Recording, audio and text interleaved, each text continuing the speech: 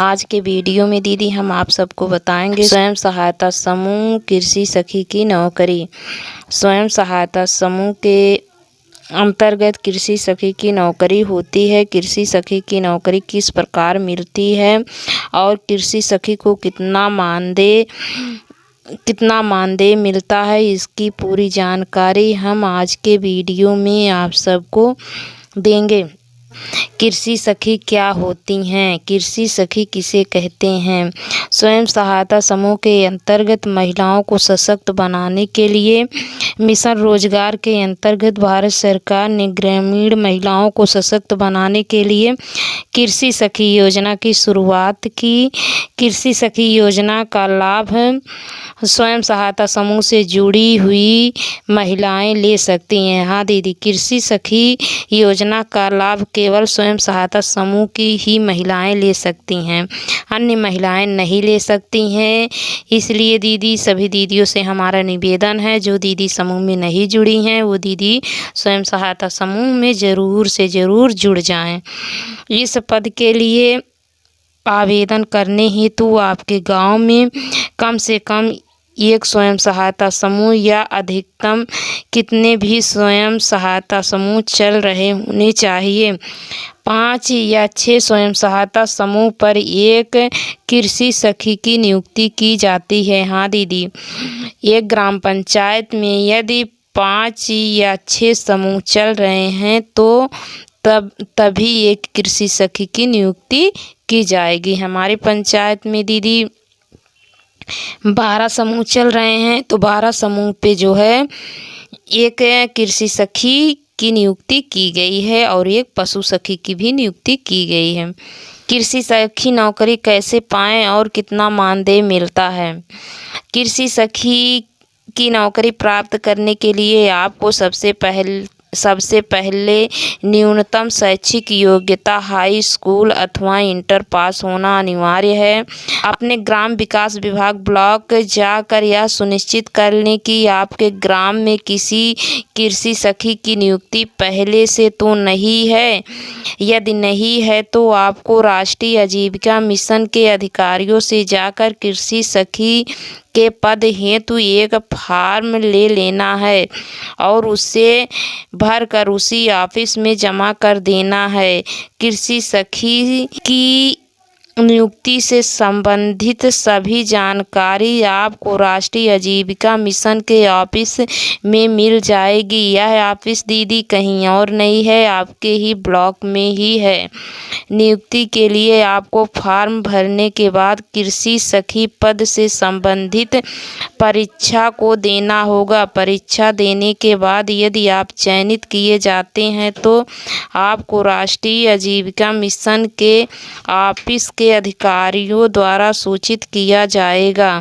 कृषि सखी के पद पर नियुक्ति होने के बाद आपको 1200 से लेकर 1500 का मानदेय प्रति माह मिलेगा और इसमें बहुत सारे कार्य आधारित राशि पर भी मानदेय मिलता है। कृषि सखी का कार्य, आइए जानते हैं कृषि सखी के क्या कार्य हैं। स्वयं सहायता समूह के अंतर्गत नियुक्त की गई कृषि सखी को स्वयं सहायता समूह की महिलाओं को कृषि से संबंधित सभी योजनाओं की जानकारी देना होता है। यानी कृषि से संबंधित जो भी योजनाएं ब्लॉक से आती हैं उस सब जानकारी जो है आके कृषि सखी को प्रत्येक समूह में बताना है, प्रत्येक दीदियों को देना है।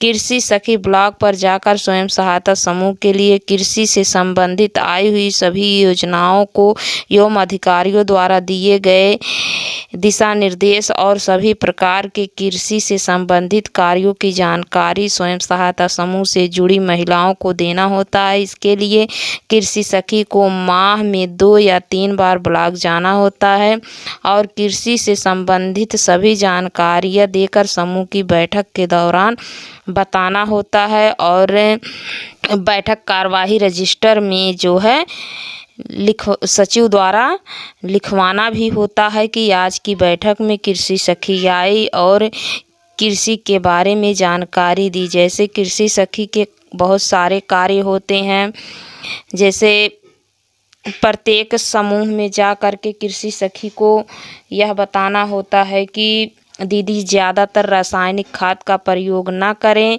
ज़्यादातर दीदी जो है जैविक खाद का प्रयोग करें। गोबर की खाद नाडेप कैसे बनाया जाता है, नाडेप बनाना। कीटनाशक दवाई कैसे बनाई जाती है, कीटनाशक दवाई कैसे बनाएं, इसका प्रशिक्षण देती हैं।